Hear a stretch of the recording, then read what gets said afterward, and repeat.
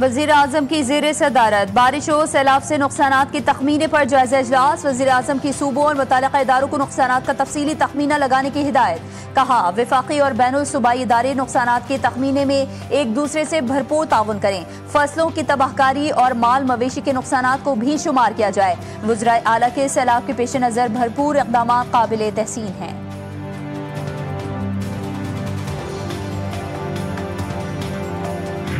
घरेलू सार्फिन को मुल्की गैस के कनेक्शन देने पर मुस्तकिल तौर पर पाबंदी आयद कर दी गई। सुई सदर्न और नॉर्दर्न को पहले से वसूल शुदा 30 लाख दरख्वास्तें मनसूख करने की हिदायत। पेट्रोलियम डिवीजन ने वफाकी काबीना का मंजूर करदा फ्रेमवर्क सुई सदर्न और सुई नॉर्दर्न को अरसाल कर दिया।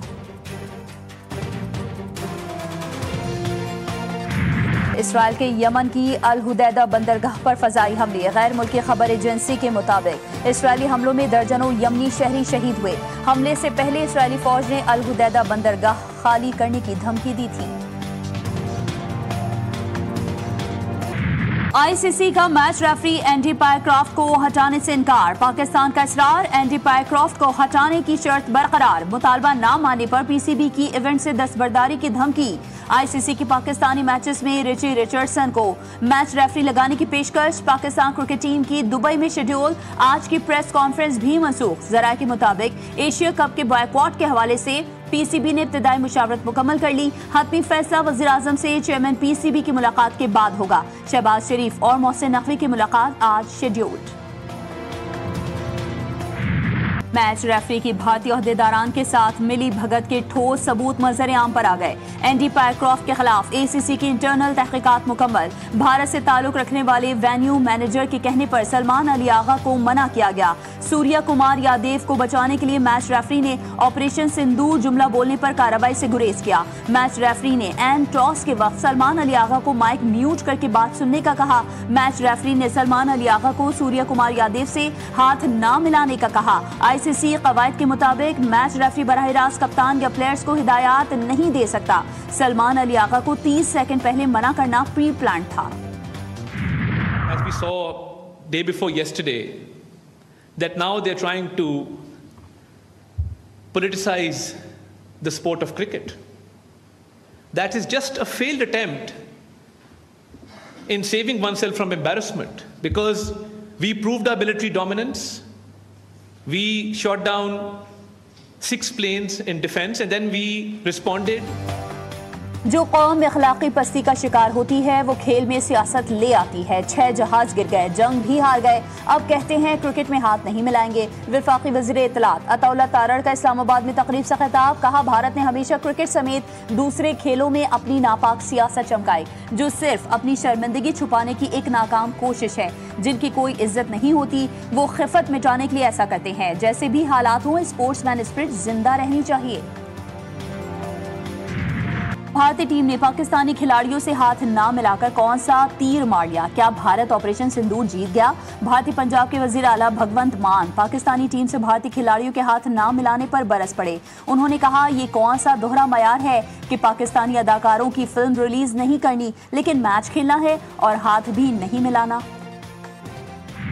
जब टॉस हुआ था और उन्होंने इंडिया ने अपनी हटदर्मी बतानी शुरू कर दी थी तो उसी टाइम ही मैच से बॉयकॉट करना चाहिए था। चले देर आए दुरुस्त है। मोहसिन नकवी का फैसला जो है वो इंतहाई अच्छा फैसला है। इंडिया अब जंग को मैचेस में भी ले आए हैं। हम तो पाकिस्तानी ऐसे हैं, हम खेल को खेल की तरह खेल। मोहसिन नकवी ने बिल्कुल सही फैसला किया और उनको चाहिए कि जब तक जो है मैच रेफरी जो है उनको बरतरफ नहीं किया जाता तब तक जो है वो पाकिस्तानी टीम को जो है वो पार्टिसिपेट नहीं करना चाहिए।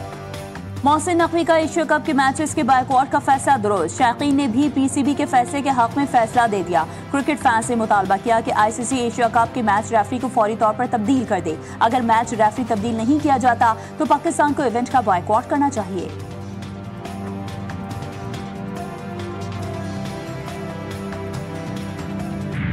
वज़ीर आज़म की 25 सितंबर को अमरीकी सदर डोनाल्ड ट्रंप से मुलाकात मुतवक्की। मुलाकात दौरे अक़वाम मुत्तहिदा के दौरान होने का इम्कान। मुलाकात की कोशिशें कामयाब होती नजर आ रही हैं। एजेंडे, वक्त और मुकाम को हतमी शक्ल दी जा रही है। शहबाज शरीफ सह मुल्की दौरे पर कल रवाना होंगे। पहले सऊदी अरब, फिर बरतानिया, वहां से अमेरिका जाएंगे। रियाज में सऊदी क़यादत से मुलाकातें, लंदन में बरतानवी हुकाम के साथ बैठक लगाएंगे। शहबाज शरीफ 21 सितंबर को अमेरिका पहुंचेंगे, जहां वो UN जनरल असेंबली इजलास में शिरकत और 26 सितंबर को खिताब करेंगे। 22 सितंबर को वज़ीर आज़म की फ़लस्तीन से मुताल्लिक़ सरबराह कॉन्फ्रेंस में शिरकत भी मुतवक्के। वज़ीर आज़म शहबाज शरीफ की ईरानी सदर मसूद पेज़ेश्कियान से मुलाकात, दो तरफ़ा उमूर, खित्ते की सूरत हाल पर गुफ्तगू। वज़ीर आज़म की कतर पर इसराइली जारहियत की शदीद मज़म्मत, दोनों रहनुमाओं की जानिब से कतर के साथ यकजहती और हिमायत का इजहार। उम्मत मुस्लिमा के इत्तेहाद पर जोर। वज़ीर आज़म शहबाज शरीफ अमीर कतर से भी मिले।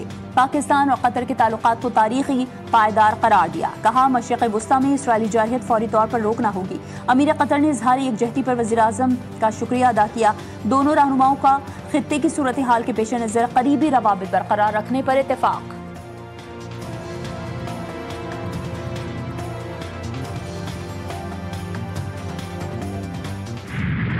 एटमी ताकत से मुसल्लह पाकिस्तान मुस्लिम उम्मा के साथ खड़ा है और हमारी सलाहियत दिफा के लिए है। गजा समेत तमाम मसाइल का हल बातचीत में है, लेकिन कोई फरीक बात ना करे तो दीगर ऑप्शंस पर अमल करना होगा। वज़ीर ख़ारजा इसहाक़ डार का अल जज़ीरा को इंटरव्यू, वाज़ेह किया कि पाक अफ़वाज हर चैलेंज से निपटने के लिए तैयार है। किसी ने हम पर हमला किया तो वो मई की 4 रोज़ा झड़पों को याद रखे। पाकिस्तान दुश्मन को भरपूर जवाब देना जानता है। भारत यकतरफा से इम्ताज़ मुआहदा मुअत्तल नहीं कर सकता। मुस्तक़बिल की जंगें पानी पर होंगी।